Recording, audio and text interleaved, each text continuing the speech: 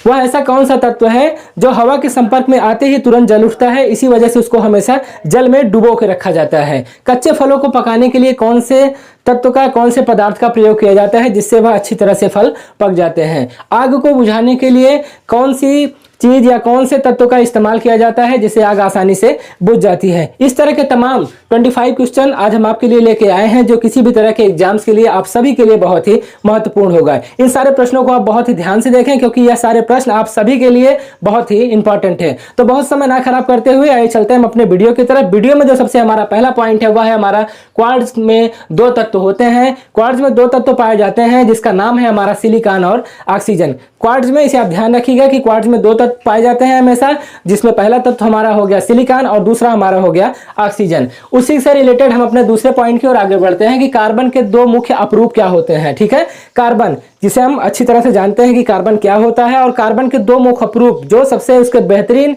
जो उसके सबसे अच्छे अपरूप हैं उसका क्या नाम है। तो इसमें हमारा सबसे पहला पॉइंट हो गया हीरा और ग्रेफाइट। ठीक है, इसे आप ध्यान रखिएगा। कार्बन के जब दो मुख्य अपरूपों के बारे में पूछा जाएगा तो सबसे पहला इसमें हमारा आ गया हीरा और दूसरा हमारा हो गया ग्रेफाइट। इसे आप ध्यान रखिएगा, यह बहुत ही इंपॉर्टेंट है क्योंकि कार्बन के अपरूपों के बारे में अधिकतर एग्जाम्स में क्वेश्चन पुटअप होते रहते हैं। इसे आप ध्यान रखिएगा, कार्बन के दो मुख्य अपरूप होते हैं, पहला हमारा हो गया हीरा और दूसरा हमारा हो गया ग्रेफाइट।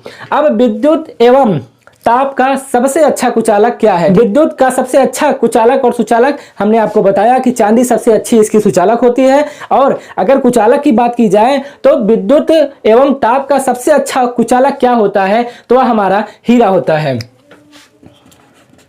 हीरा एक ऐसा पदार्थ है, हीरा एक ऐसा कार्बन का अपरूप है जिसमें विद्युत एवं ताप का यह सबसे बेहतरीन कुचालक माना जाता है। इसके बाद हम अपने अगले पॉइंट की ओर आगे बढ़ते हैं जो कि हमारा शुद्ध हीरा होता है। शुद्ध हीरा क्या होता है। शुद्ध हीरा अशुद्ध हीरा दो तरह के हीरे भी होते हैं, इसको आप ध्यान रखिएगा कि शुद्ध हीरा जो होता है वह पारदर्शक और रंगहीन होता है। सबसे जो शुद्ध हीरा की सबसे जो खास पहचान होती है, सबसे जो अच्छा उसका प्रमाण होता है, अच्छा जो उसका एग्जाम्पल होता है कि वह पारदर्शक और रंगीन होता है। इसे आप ध्यान रखिएगा कि हीरा जो हमारा होता है अगर वह शुद्ध है तो वह पारदर्शक और रंगहीन होगा। पारदर्शक और रंगहीन। ठीक है, शुद्ध हीरे का जो सबसे अच्छा प्रमाण है कि वह पारदर्शक और रंगहीन होता है। हीरे का कोई कलर नहीं होता है, उस पर जब थोड़ी सी भी प्रकाश पड़ती है तो वह उस प्रकार को पूर्ण परावर्तित कर देता है, जिसकी वजह से हीरा हमें बहुत चमकदार दिखाई पड़ता है। ठीक है, इसके बाद जो हमारा अगला पॉइंट है वह है हमारा प्राकृतिक रबर का बहुलक है। ठीक है, प्राकृतिक रबर का बहुलक क्या होता है। प्राकृतिक रबर और एक रासायनिक जो कृत्रिम रबर जो बनाया जाता है, दो तरह के रबर होते हैं। प्राकृतिक रबर का सबसे अच्छा बहुलक किसे माना जाता है, वह है हमारा आइसोप्रीन। जिसे आप ध्यान रखिएगा, आइसोप्रीन जो है प्राकृतिक रबर का बहुलक माना जाता है। इसके बाद हम अपने अगले पॉइंट की ओर आगे बढ़ते हैं जो कि प्राकृतिक रबर से ही रिलेटेड है। प्राकृतिक रबर से ही रिलेटेड यह हमारा बहुत ही इंपॉर्टेंट पॉइंट है। इसे आप ध्यान रखिएगा कि प्राकृतिक रबर को कठोर बनाने के लिए, ठीक है, प्राकृतिक रबर जो हमें प्राप्त होता है, पेड़ों से जो हमें प्राप्त होता है वह बहुत ही मुलायम होता है। उसको थोड़ा सा कठोर करने के लिए, ताकि वह उसको इस्तेमाल में अच्छी तरीके से लाया जाए, उसे थोड़ा सा कठोर करने के लिए उसमें क्या मिलाया जाता है कि वह थोड़ा सा कठोर हो जाता है, तो इसका जवाब है हमारा कि उसमें कार्बन मिलाया जाता है। प्राकृतिक रबर में कार्बन मिला के हम उसको थोड़ा सा ठोस करते हैं। ठीक है, यह पॉइंट आप ध्यान रखिएगा कि प्राकृतिक रबर को थोड़ा सा ठोस करने के लिए, थोड़ा सा उसे मजबूत करने के लिए हम उसमें क्या मिलाते हैं, तो उसमें कार्बन मिलाया जाता है। इसके बाद जो हमारा अगला पॉइंट है कि सबसे उच्चतम कोयला, कोयले के बारे में आप जानते होंगे, कोयले से ही रिलेटेड यह हमारा पॉइंट है कि सबसे उच्चतम कोयला क्या होता है, सबसे बेहतरीन, सबसे बेस्ट कोयला किसे माना जाता है, तो वह है हमारा एंथ्रासाइट, जो 96% कार्बन इसमें होता है। इसका आप जवाब हो गया हमारा एंथ्रासाइट। ठीक है, इसके बाद हम अपने अगले पॉइंट की ओर आगे बढ़ते हैं जो बहुत ही इंपॉर्टेंट है कि मानव द्वारा संश्लिष्ट किया गया। इसे आप ध्यान से पढ़िएगा, यह बहुत ही इंपॉर्टेंट क्वेश्चन है। इसमें अधिकतर कंफ्यूजन पैदा होते रहते हैं कि मानव द्वारा संश्लिष्ट किया गया पहला रेशा क्या है, मानव द्वारा बनाया गया सबसे पहला रेशा क्या है, तो इसका जवाब है हमारा नायलॉन। नायलॉन जो है मानव द्वारा निर्मित सबसे पहला संश्लिष्ट रेशा इसे कहा जाता है। यह हमारा हो गया नायलॉन। ठीक है, इसे आप ध्यान रखिएगा कि मानव द्वारा संश्लिष्ट किया गया पहला रेशा कौन सा है, तो इसे हम नायलॉन कहते हैं। तो ये हमारा जो अगला पॉइंट है कि शुद्ध जल का पीएच मान क्या होता है, तो शुद्ध जल का पीएच मान हमारा 7 होता है, 7। ठीक है, इसे आप ध्यान रखिएगा, शुद्ध जल का पीएच मान हमारा साथ होता है। इसके बाद हम अपने अगले पॉइंट की ओर आगे बढ़ते हैं जो कि बहुत ही इंपॉर्टेंट है कि सबसे हल्की धातु कौन सी होती है। इस पूरे वीडियो में जितने भी पॉइंट्स यहाँ आपको बताए गए हैं वह बहुत ही इंपॉर्टेंट है। इन सारे प्रश्नों को किसी भी प्रश्नों को आप इग्नोर मत करिएगा क्योंकि यह एग्जाम पॉइंट ऑफ व्यू से आप सभी के लिए बहुत ही इंपॉर्टेंट है। तो जो हमारा अगला पॉइंट है कि सबसे हल्की धातु हमारी क्या होती है, तो उसका जवाब है हमारा लिथियम। लिथियम, ठीक है, लिथियम जो है हमारी सबसे हल्की धातु मानी जाती है। इसके बाद हमारा जो अगला पॉइंट है कि जो बैटरी से रिलेटेड है कि लेड संचायक बैटरी में किस अम्ल का प्रयोग किया जाता है, किस अम्ल का प्रयोग लेड संचायक बैटरियों में किया जाता है, तो उसका जवाब है हमारा सल्फ्यूरिक अम्ल का प्रयोग लेड संचायक बैटरियों में किया जाता है। यह हमारा हो गया सल्फ्यूरिक अम्ल, ठीक है। इसे आप ध्यान रखिएगा कि लेड संचायक बैटरियों में सल्फ्यूरिक अम्ल का प्रयोग किया जाता है। इसके साथ ही साथ हम अपने वीडियो के अगले पॉइंट की ओर आगे बढ़ते हैं जो कि बहुत ही इंपॉर्टेंट है कि आग बुझाने के लिए प्रयोग किया जाता है, ठीक है। जैसे कहीं पे आग लगती है तो उसे किस तरह से बुझाया जाता है, ऐसा क्या उस पर ऐसा कौन सी गैस छोड़ी जाती है, ऐसा क्या उस पर छोड़ा जाता है जिससे आग हमारे काबू में हो जाती है। तो आग बुझाने के लिए किसका प्रयोग किया जाता है, तो इसका जवाब है हमारा कार्बन डाइऑक्साइड का, कार्बन डाइऑक्साइड का, ठीक है। आग बुझाने के लिए किसका प्रयोग किया जाता है, कार्बन डाइऑक्साइड का। इसके बाद हमारा जो अगला पॉइंट है वह बहुत ही इंपॉर्टेंट है और शायद आप इस प्रश्न से कंफ्यूज भी हो जाएं क्योंकि जो जल होता है, आप सबसे पहले हमें यह बताइए कि जल विद्युत का कुचालक होता है कि सुचालक होता है। अगर हम साधारण भाषा में इसको समझने का प्रयास करें तो अगर कहीं पे जल गिरा हुआ है, अगर वह विद्युत वहां पे प्रवाहित की जाती है तो वह विद्युत का सुचालक हमें प्रतीत होता है। लेकिन यहाँ पे जो हमारा प्रश्न है कि शुद्ध जल विद्युत होता है, विद्युत का क्या होता है, सुचालक होता है कि कुचालक होता है। देखिए, जो शुद्ध जल होता है वह विद्युत का पूर्णतया कुचालक होता है। शुद्ध जल जो होता है उसमें विद्युत धारा प्रवाहित नहीं होती है, इसे आप ध्यान रखिएगा।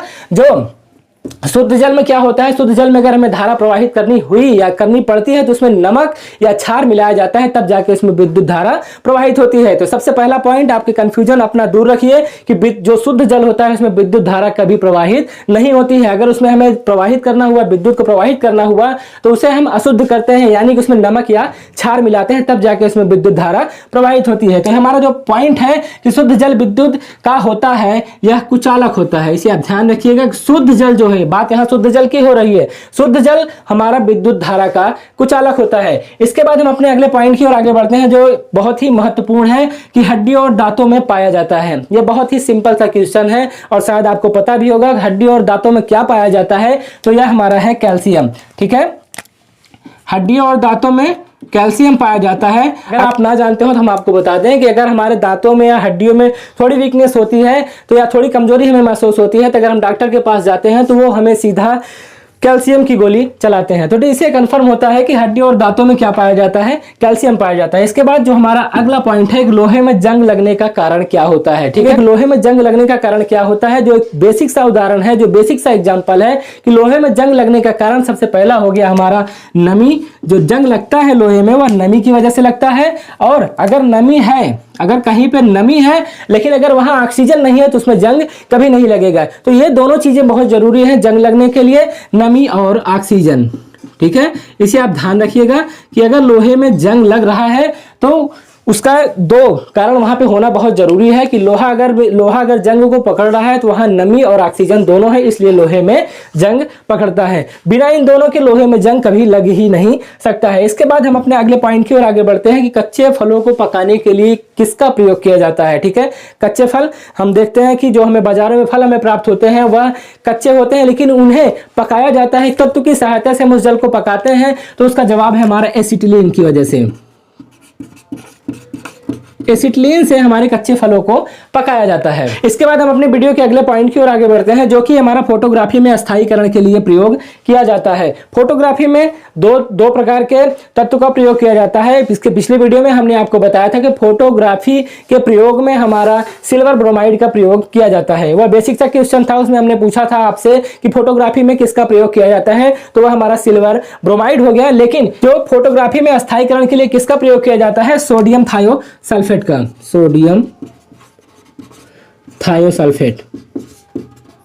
आप एक चीज ध्यान रखिएगा कि अगर एग्जाम्स में फोटोग्राफी में किस तत्व का प्रयोग किया जाता है, अगर ऑप्शन में अगर आपको दिया रहेगा कि सिल्वर ब्रोमाइड का प्रयोग किया जाता है तब तो वहां पे आप उसको टिक करेंगे। लेकिन अगर फोटोग्राफी में अस्थायीकरण के लिए प्रयोग किया जाता है तब वहां पे आपका जवाब होगा सोडियम थायोसल्फेट का। ठीक है, इस चीज को आप ध्यान रखिएगा। इसके बाद हम अपने वीडियो के अगले पॉइंट की ओर आगे बढ़ते हैं कि कौन सा ऐसा तत्व है, बहुत ही इंपॉर्टेंट है, इसे आप ध्यान रखिएगा कि कौन सा ऐसा तत्व है जो हवा के संपर्क में आते ही तुरंत जल उठता है और इसीलिए उसे जल में डुबो के रखा जाता है। ठीक है, उसका जवाब है हमारा फास्फोरस। फास्फोरस एक ऐसा तत्व है जो हवा के संपर्क में आते ही तुरंत वह जल उठता है। उसको सेफ रखने की, उसको बचा के रखने के लिए हम उसको हमेशा जल में डुबो के रखते हैं। ठीक है, तो इसका जवाब है हमारा फास्फोरस।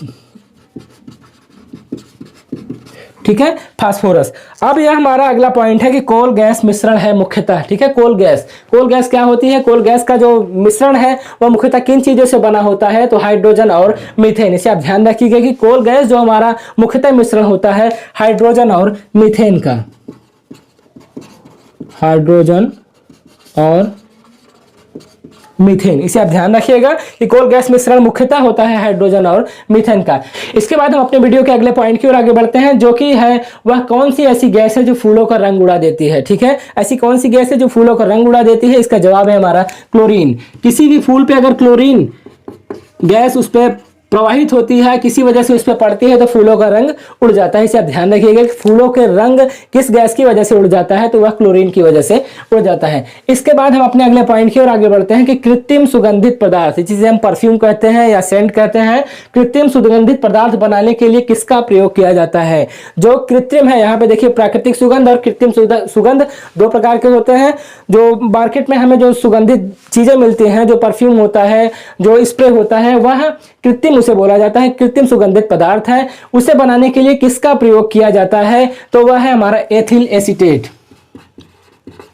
Ethyl acetate.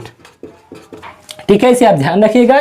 कृत्रिम सुगंधित पदार्थ बनाने के लिए किसका प्रयोग किया जाता है? एथिल एसीटेट का प्रयोग किया जाता है। अब इसके बाद हम अपने अगले पॉइंट की ओर आगे बढ़ते हैं कि मीथेन गैस को और किस नाम से जाना जाता है। यह बहुत ही इंपॉर्टेंट है। कई बार एग्जाम्स में जो इसका जवाब है वही डायरेक्ट पूछ लेता है कि इसको क्या कहते हैं। तो यहाँ पे आप सबसे पहले यह जानिए कि मीथेन गैस को किस और नाम से जाना जाता है। उसका जवाब है हमारा मार्स गैस के नाम से जाना जाता है। अब एग्जाम्स में कभी कभार क्या पूछता है कि मार्स गैस क्या होती है। ठीक है, इसलिए आपको दोनों चीजें जानना बहुत जरूरी है कि मार्स गैस और मीथेन गैस दोनों एक ही चीजें हैं। मीथेन गैस को किस और नाम से जाना जाता है? तो वह हो गया हमारा मार्स गैस। अब पानी का क्वथनांक क्या होता है? यह बहुत ही इंपॉर्टेंट क्वेश्चन है कि पानी का क्वथनांक, जिसे हम बॉइलिंग पॉइंट कहते हैं, तो पानी का क्वथनांक क्या होता है? तो वह है हमारा 100 डिग्री। 100 सेल्सियस पे पानी हमारा बॉइलिंग होने लगता है। तो पानी का क्वथनांक, जो पानी का जो बॉइलिंग पॉइंट है, वह हमारा 100 डिग्री है। इसके बाद परम शून्य ताप का मान क्या होता है? परम शून्य ताप का मान क्या होता है? तो -273 अंश सेल्सियस। ये हमारा परम शून्य ताप का मान हो गया, -273 अंश सेल्सियस। अब इत्र का जो सुगंध होता है, जो किसी परफ्यूम का सुगंध होता है, किसी सेंट का जो सुगंध होता है, वह किस वजह से हमें एक स्थान से दूसरे स्थान तक सुगंधित महसूस होता है? इसका क्या कारण होता है? ठीक है, हमारा जो पॉइंट है इत्र का सुगंध किस वजह से फैलता है? तो इसका जवाब है हमारा विकिरण की वजह से फैलता है। जैसे किसी सेंट की शीशी या किसी इत्र की बोतल अगर कहीं पे खुली होती है, अगर वो किसी कमरे में रखी है तो दूसरे कमरे तक उसकी महक जाती है, तो वो कौन सी वजह होता है जो उसका सेंट एक जगह से दूसरे जगह पर ट्रांसफर होती है? तो वह है हमारा विकिरण की वजह से।